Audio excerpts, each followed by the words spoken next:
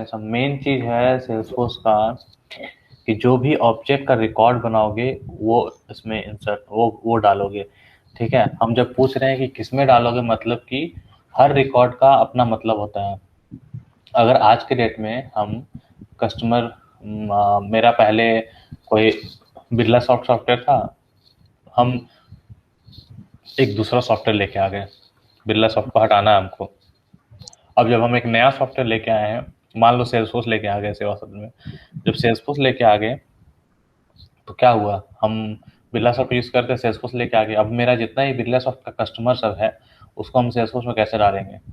तो उसके लिए हम पहले एक्सपोर्ट करेंगे बिरला सॉफ्ट से, वो एक्सेल फाइल बनाएंगे, उसके बाद सेल्सफोर्स में डालेंगे। लेकिन सेल्सफोर्स में डालने से पहले हमको ये पता होना चाहिए सेल्सफोर्स में डालें कि हर ऑब्जेक्ट का अपना मीनिंग होता है, हर ऑब्जेक्ट का अपना मीनिंग का इंफॉर्मेशन का मतलब होता है।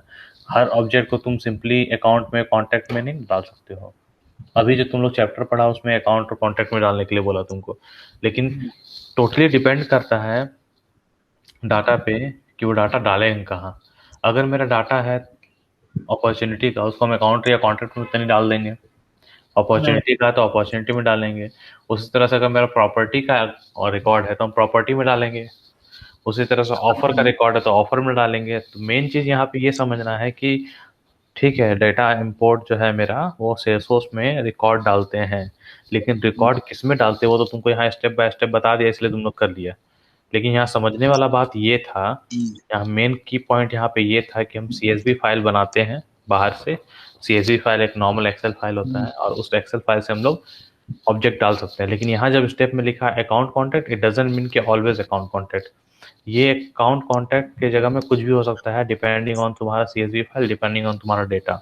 ये कैपेबिलिटी तुमको ये सिखा रहा है कि तुम बाहर से डाटा ला के तुम सेल्सफोर्स में डाटा डाल सकता है, और डाटा डालने के बाद तुम उसको कंपेयर कर सकता है। और उसके बाद तुम्हारा किस में डालना है, ये तुम्हारा जो डाटा डालेगा उस समय तुमको ध्यान में रखना है कि तुमको अकाउंट डालना है, अपॉर्चुनिटी डालना है, लीड में डालना है। और ये मैपिंग तुमको ये सिखाता है कि बाहर का दुनिया में हो सकता है तुम्हारा फील्ड का नाम होगा फर्स्ट नेम, लेकिन सेल्सफोर्स का दुनिया में है एफ नेम। बाहर का दुनिया में है लास्ट नेम, लेकिन सेल्सफोर्स ये नेम।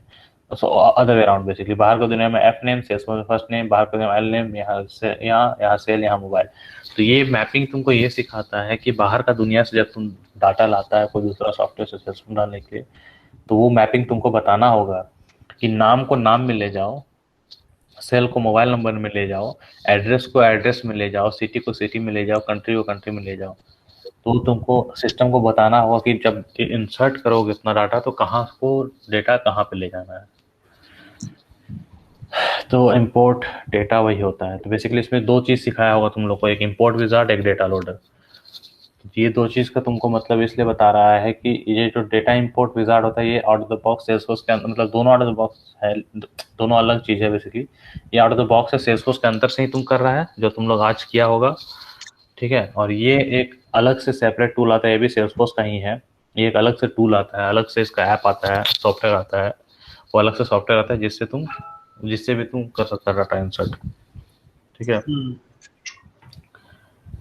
तो मेनली वही हुआ कि अभी फिलहाल इस एक्सरसाइज के हिसाब से दो तरीका बहुत है, लेकिन अभी यहाँ पे तुम लोग को दो तरीका स्टैंडर्ड तरीका बताया है कि एक तरीका ये है जो सेल्सफोर्स से करते हैं, एक तरीका ये है जो कि हम लोग अलग से एक सॉफ्टवेयर आता है उससे करते हैं। ये सॉफ्टवेयर जो है ये हम लोग बाद में सीखेंगे कैसे होता है। तो वही बोल रहा है कि बोथ द मेथड पे number of record can depend on permission. तो अगेन जब डाटा डाल रहे हो तो उस पर भी डिपेंड करता है कितना डाटा स्पेस है तुम्हारा ऑर्ग में और क्या क्या परमिशंस है उसके हिसाब से ही। तो बाकी यहाँ लिमिटेशन भी है, हर चीज़ का लिमिटेशन होता है। तो लिमिटेशन बताने की कोशिश किया है कि हाँ 50,000 रिकॉर्ड ही डाल सकता है यहाँ पे, 50 या 50 से ज़्यादा। और the objects you need to import are supported by with the wizard, you don't need to import process to be automated। तो बेसिकली ये नॉर्मल चीज़ सभी बता रहा है कि है need to load 50 million records need okay और ओके। तो इसमें डेटा लोडर में क्या बता रहा है कि 50,000 से 5 मिलियन रिकॉर्ड तक में कर सकता है, 5 मिलियन से ऊपर करना है तो सेल्सफोर्स से बात करने बोल रहा है तुमको। Okay, you need to load the object that is not supported by the import wizard. The object you need to import are supported by the wizard. Okay, so यहाँ मेन चीज तुमको ये भी ध्यान में रखना है कि import wizard में भी लिमिटेशन होता है कुछ। import wizard में हर तरह का डेटा तुम नहीं लोड कर सकता है, हर ऑब्जेक्ट का। कोई कोई ऑब्जेक्ट होता है इसका कि तुम नहीं कर सकता है, वो जो जो ऑब्जेक्ट तुम्हारा इंपोर्ट विजार्ड सपोर्ट नहीं करेगा वो सारा ऑब्जेक्ट तुम फिर यहाँ से कर सकते हो। वही बोल रहा है कि you need to load into an object that is not supported by import wizard. तो जो तुमको सपोर्ट कर रहा है इंपोर्ट विजार्ड में वो सब इंपोर्ट विजार्ड में करो, जो इंपोर्ट विजार्ड में सपोर्ट नहीं कर रहा वो करो। बहुत सारा ऐसा ऑब्जेक्ट होता है जो तुम्हारा इंपोर्ट विजार्ड नहीं कर सकता है, ठीक है। You don't need the import process to be automated. You want to regular तो वही बता रहा है कि इंपोर्ट विजार्ड में तुम्हारा ऑटोमेटेड प्रोसेस नहीं है, लेकिन डेटा लोडर में है। अगर डेटा लोडर में तुम चाहो तो सेटअप कर सकता है तुम अपना नाइटली रन और early run whatever depending on जरूरत के हिसाब से। अब देखो ये स्वैप एपीआई ये सब बाद में समझेंगे। ये एपीआई क्या, एपीआई तो पता है बताएंगे तुम लोगों को। स्वैप और रेस्ट क्या होता है बाद में कहीं बता देंगे, ये अभी समझने की जरूरत नहीं है। डेटा कैसे प्रिपेयर करते हैं वो ये वाला पढ़ लेना खुद से यहाँ पे। ऐसे एक बार रीडिंग कर लेते हैं।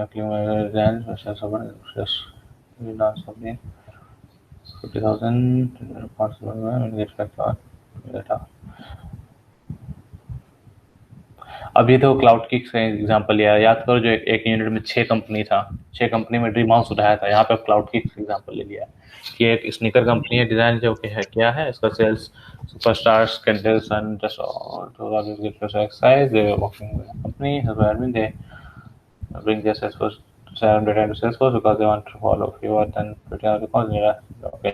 तो ये बता रहा है कि ये लोग अपना सारा चीज Salesforce में ला रहा है। जैसा कि हम एग्जांपल ये बिरला सॉफ्टवेयर Salesforce ले आया तुम लोग, और तुमको 50,000 से कम ही रिकॉर्ड है जिसको तुम लोग को डालना है, तो इसके लिए डेटा इंपोर्ट विजार्ड यूज करेगा। और उसके बाद जब ये लोग सोचा कि कर लेंगे तो फिर वो गई, जो लिंडा थी वो गई और डाटा प्रिपेयर करने लगी। अब डेटा प्रिपरेशन कैसे होता है, following are the steps you need to start preparing. Use existing software to create an export file. जो भी तुम्हारे पास एग्जिस्टिंग सॉफ्टवेयर है उससे तुम अपना जो भी, जैसे तुम्हारा बिरला सॉफ्ट में भी होगा, बीकेएस का जो सिस्टम है उसमें भी होगा, जिससे तुम्हारा एक्सेल फाइल जनरेट होता होगा हर डाटा। तो जब वो डाटा तुम्हारा एक्सेल फाइल में जनरेट करना है उसको फिर clean up the import file for accuracy and consistency that involves updating the data to remove duplicates, delete unnecessary information, satisfying और so basically जब तुम वो एक्सपोर्ट फाइल बना लोगे तो उसको बनाने के बाद तुमको उसको डाटा को सही करना होगा एक्सेल, क्योंकि मैनुअल है एक्सेल फाइल को सारा डुप्लीकेट रिमूव करना होगा, अननेसेसरी रिमूव करना होगा, स्पेलिंग करेक्ट करना होगा, एरर करेक्ट करना होगा। ये सब जब कर लोगे, नाम सही करना होगा, ये सब जब कर लोगे तब फिर compare your data fields with Salesforce fields you can import into every verify your data will be into preferred fields you might need to find you for data see field mapping data sources in an online app। तो बता रहा है कि जब तुम्हारा सारा clean up हो जाए तो हर फील्ड को मैप करना होता है तुम्हारा फील्ड के साथ, जो भी फील्ड तुमको चाहिए मैप करने के लिए। तो ये फील्ड मैपिंग वाला एक एक्सरसाइज बोला, यहाँ से इसको पढ़ के समझ सकता है फील्ड मैपिंग क्या होता है ना। ये पूरा एक्सरसाइज फील्ड मैपिंग का है, इसे देख के समझ सकते हो फील्ड मैपिंग क्या होता है।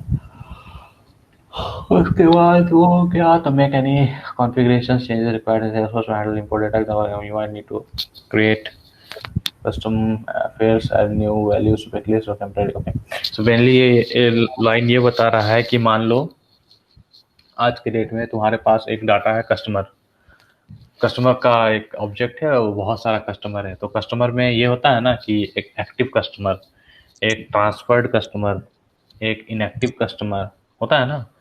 एक कस्टमर कभी भी एक समय लाइफ टाइम तो रहता नहीं कोई भी अकाउंट में।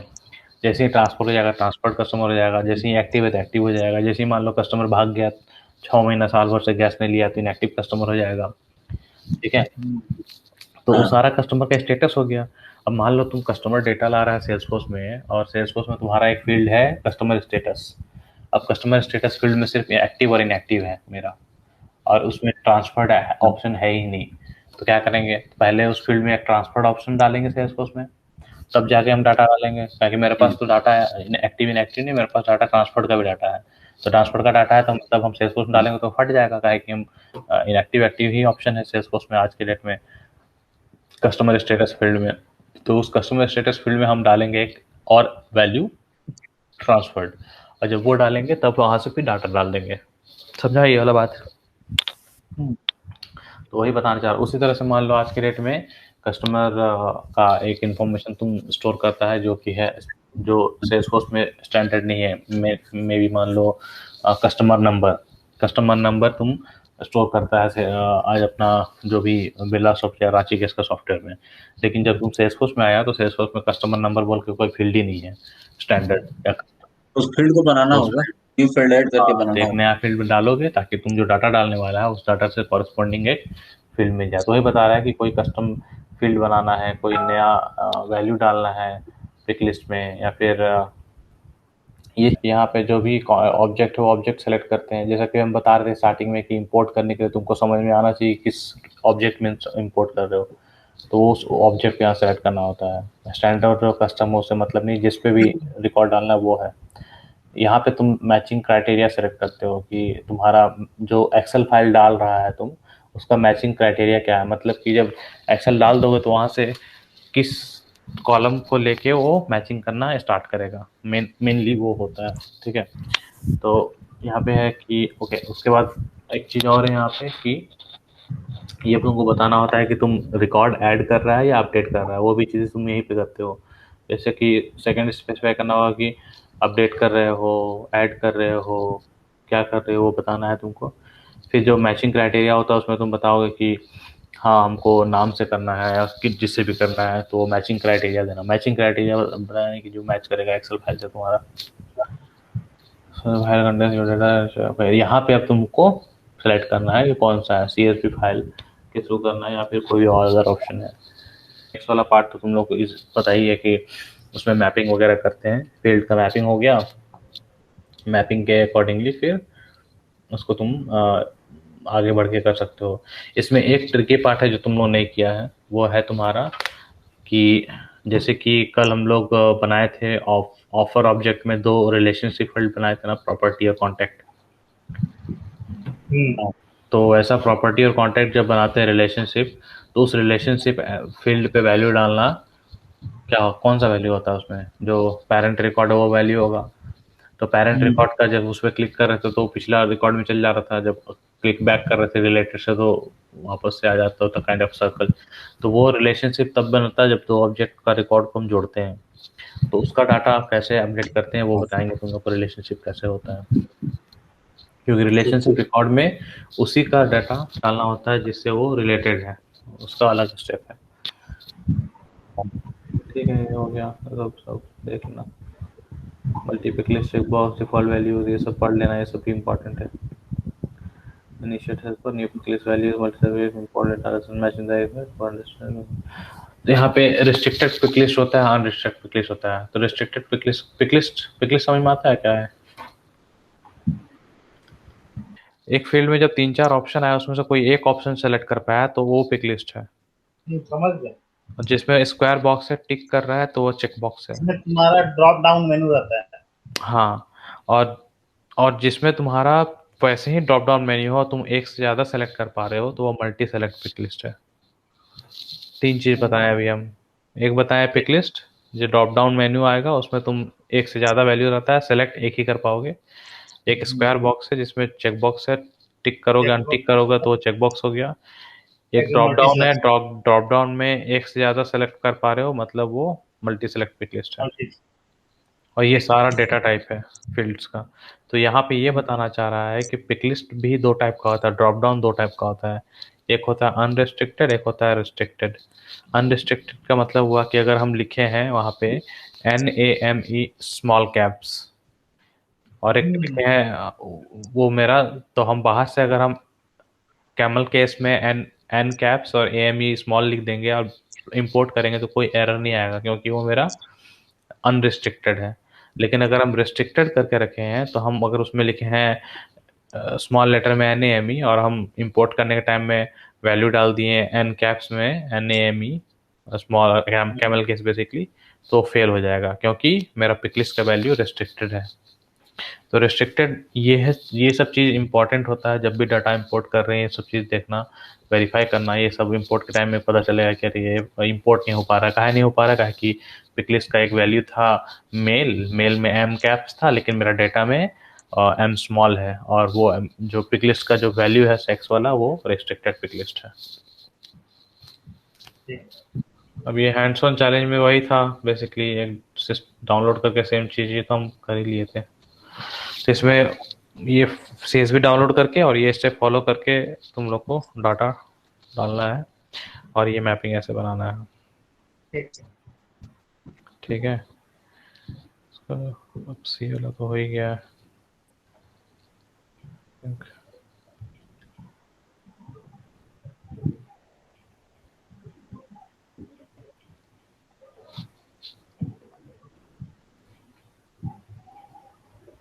जो डाटा तुम लोग डाला उसको तुम लोग वेरीफाई किया डाला गया है कि नहीं? हाँ किया गया।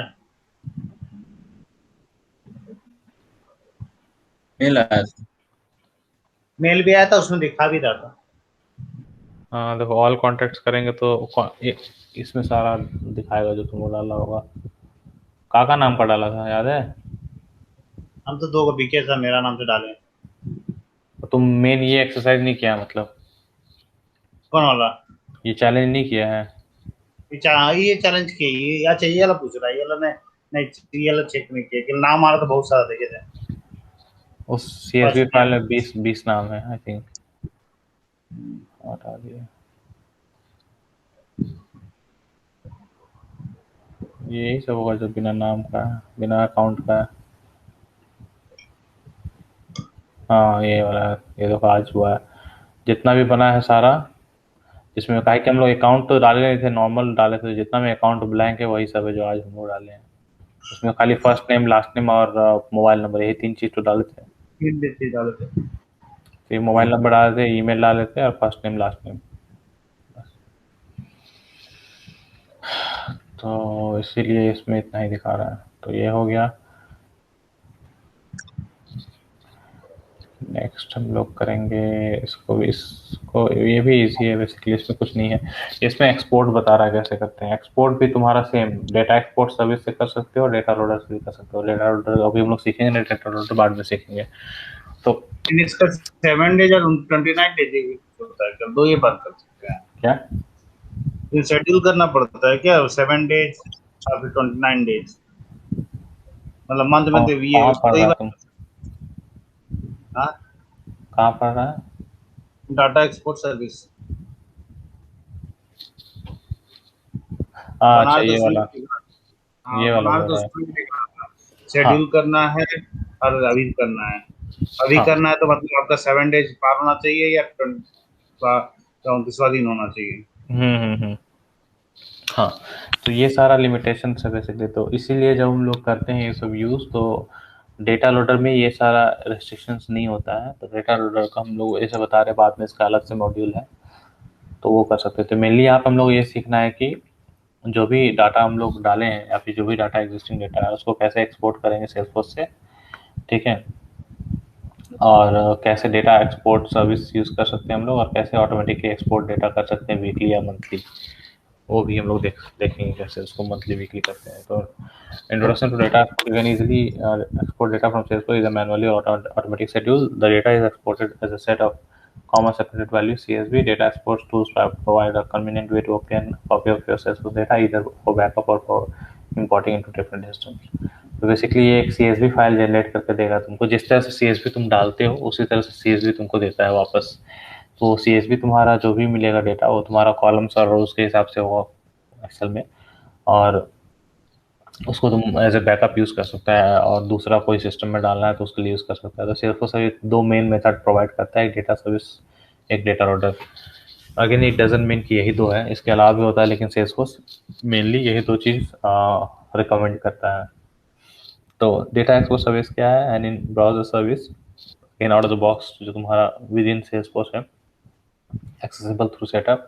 It allows you to export data manually once every 7 days for weekly report or 29 days for monthly report. You can also export data automatically at weekly or monthly intervals. Weekly exports are available in enterprise, performance, and unlimited editions.